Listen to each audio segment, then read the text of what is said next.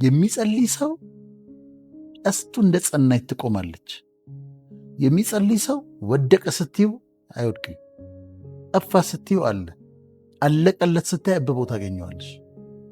ይሄ ጸሎት የሚሰጥሽ ጋራንቲ ነው።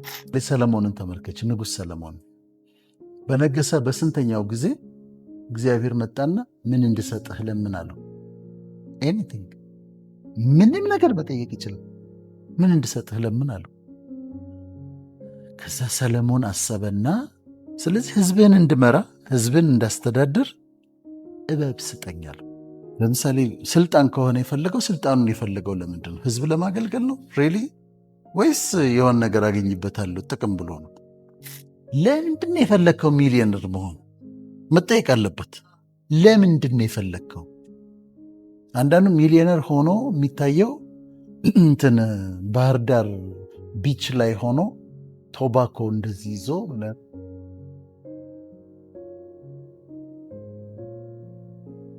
ካውንስሊንግ ላይ እኔ የምጠቀምበት ቴክኒክ አለ። የሰዎችን ምኞት ጭንቀታቸውንም ዋና ችግራቸውንም ለማግኘት የምጠቀምበት አንድ ቴክኒክ አለችኝ እና ምንድን ነው የምላቸው፣ ሁሉን ነገር ማድረግ የሚችል ፈጣሪ፣ ሁሉን ነገር ማድረግ የሚችል ፈጣሪ ተገልጦ ምን ላድርግልሽ ቢልሽ፣ ኤኒቲንግ የምትፈልጊው ምን አደርግልሽ ዘንድ ትወጃለሽ ቢልሽ ምን ትያለሽ? እየጠይቃቸዋለሁ። ድንገት ነው ደግሞ የምጠይቃቸው ይሄንን። ወይም በቃ ፈጣሪ ነው ግን ሁሉንም ማድረግ ይችላል። የጠየቅከውን በሙሉ ሊያደርግልህ ፈቃደኛ ነው።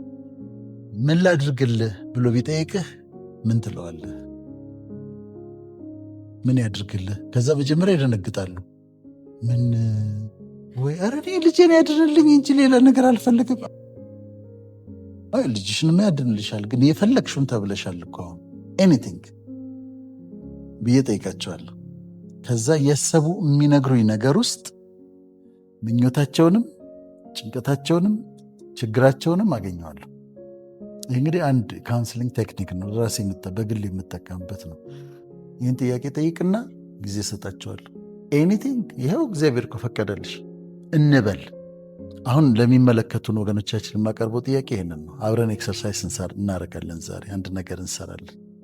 ይህም ፕሮግራም እየተመለከታችሁ ለምሳሌ ሁሉን ማድረግ የሚችል እግዚአብሔር ተገልጦ ምን ላድርግልሽ፣ የፈለግሽውን ጠይቂ፣ በዝርዝር ጠይቂ ቢባል እንደውም በሊስት አድርገው እስከ 20 አንደኛ ይህንን፣ ሁለተኛ ይህንን፣ ሶስተኛ ይህንን፣ አራተኛ ይህን ብለው ዝርዝር እንዲጽፉ ፈልጋለሁ።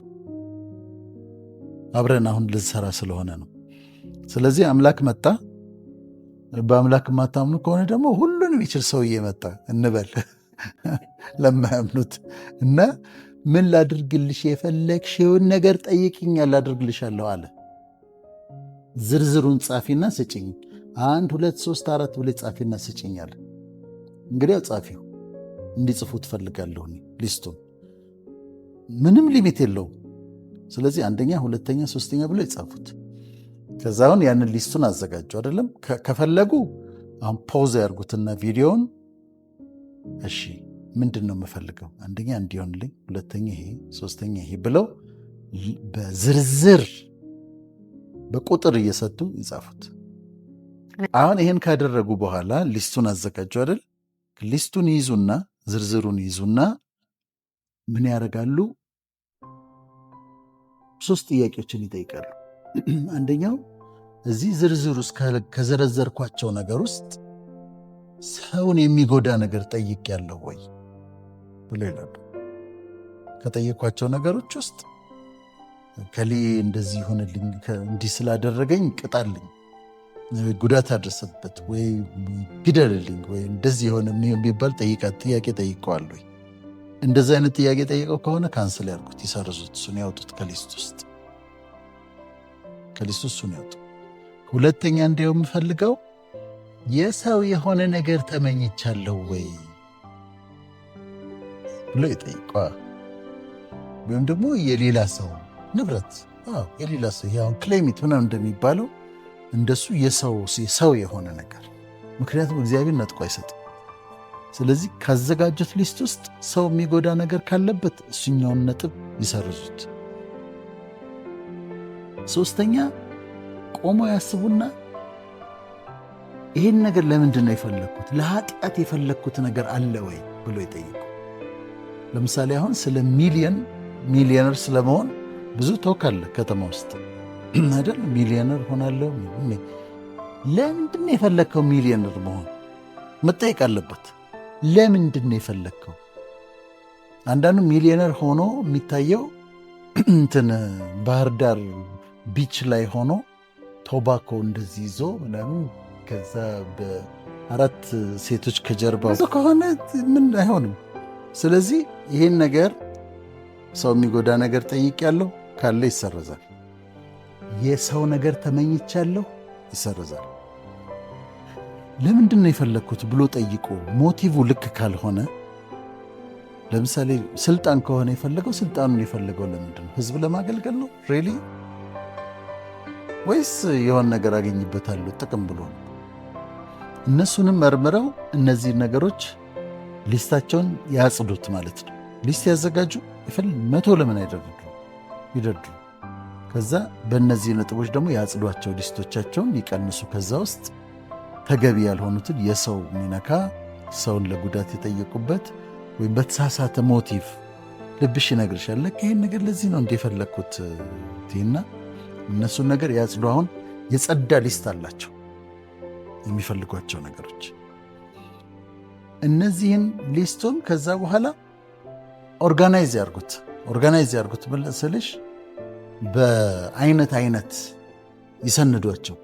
ለምሳሌ ቤተሰቤን በተመለከተ እንዲሆንልኝ እፈልጋለሁ። ትምህርትን በተመለከተ እዚህ መድረስ እፈልጋለሁ። ስራን በተመለከተ እንዲህ አይነት ስራ መስራት እፈልጋለሁ። ኑሮን በተመለከተ እንዲህ አይነት ኑሮ መኖር እፈልጋለሁ ብለው ክላሲፋይ ያርጉ፣ ኦርጋናይዝ ያርጉት። ገብቶሻል አይደል? የቤተሰብ፣ የትምህርት፣ የስራ፣ የኑሮ ለሀገራቸው የሚያስቡትም ካለ ይህንን ኦርጋናይዝ ያርጉና ቁልጭ አርገው ይጻፉት። አሁን ሊስቱ ተዘጋጀ፣ መጀመሪያ ዝርዝሩ ተዘጋጀ፣ አጸዱት ራሳቸው። ይሄ ልክ አይደለም ብለው አጸዱት። ከዛ መጨረሻ ላይ ያገኙትን ሊስት ወስደው ኦርጋናይዝ አረጉት። በቤተሰብ፣ በትምህርት፣ በስራ፣ በኑሮ በተለያየ ጉዳይ ያላቸውን ነገር ኦርጋናይዝ አድርገው አቀናይተው ያስቀምጡት። ከዛ ጽፈው ያስቀመጡትን ነገር በየቀኑ ይጸልዩበት። ኤቭሪዴይ በየቀኑ። አሁን በትክክል ራሴ የማደርገውን ነገር ነው የምነግርሽ። የኔ ጸሎት ርዕሶች እንደዚህ ኦርጋናይዝድ የሆኑ ናቸው። ምን እንደምጸልይ ያውቃለሁ፣ ምን እንደምፈልግ ያውቃለሁ። እነሱን ነገሮች ነው የምጸልዩ። ይጸልዩበት። መጸለይ ብቻ ሳይሆን ያመስግኑበት። እንዳገኟቸው አድርገው ያመስግኑበት። የምትጠይቂው ነው። አባትሽ እግዚአብሔር በአምላክ ነው፣ አባት ነው። እንደየሃይማኖቱ ይለያያል እና ፈጣሪን ትጠይቂያለሽ።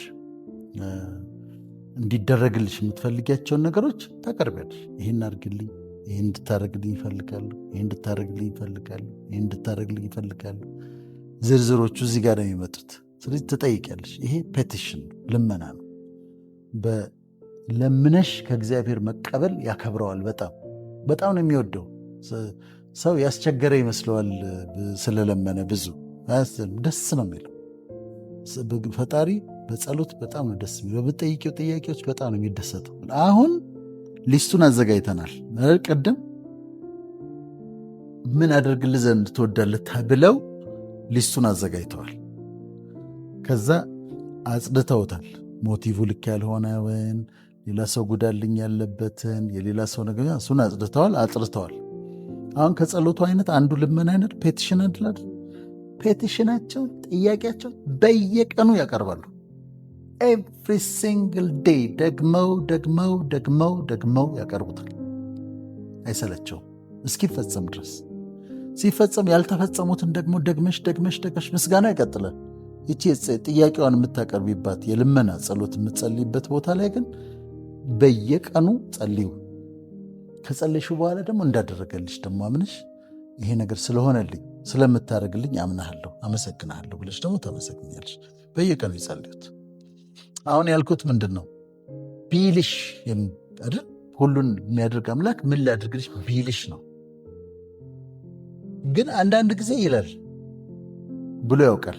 ምናልባት ለአንዳንዶቹ እኔ ሳልሆን እሱ ብሏቸው ሊሆን ይችላል። ዛሬ እዚህ ፕሮግራም ላይ አክቹዋሊ የእግዚአብሔር መንፈስ ሊሆን ይችላል ጥያቄውን እያቀረበላቸው ያለው ኤኒቲንግ ዩ ኔም ኢት ተብለው ሊሆን ይችላል አንዳንዶች።